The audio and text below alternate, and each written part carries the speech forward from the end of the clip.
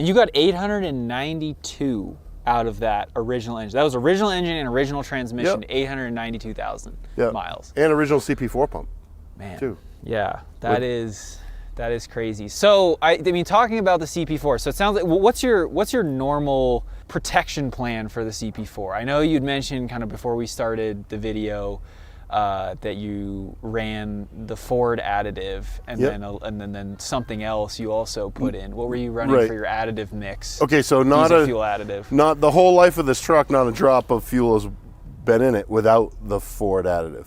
Okay. It tested really good. I'll provide you with that information after if you'd like, so you can see. But it tested really good in the top 5 of all the additives, and this was 10 years ago or whatever, before I had this truck even. Right. And and in the winter I would keep that additive, but just put an anti-gel additive add to it, so I would be overdosing, and I overdose anyway. Right. It says I think it's like 4 ounces or 5 ounces for every 25 gallons, and I would just round up.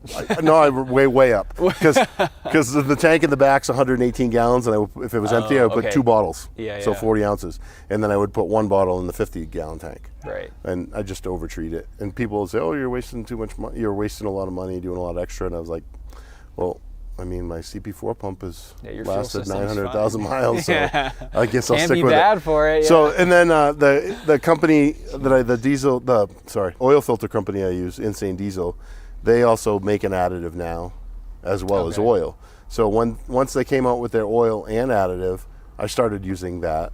It's called Lorenzo's oil, but I add it to the Ford stuff. I won't stop using the Ford stuff. There's something good about it.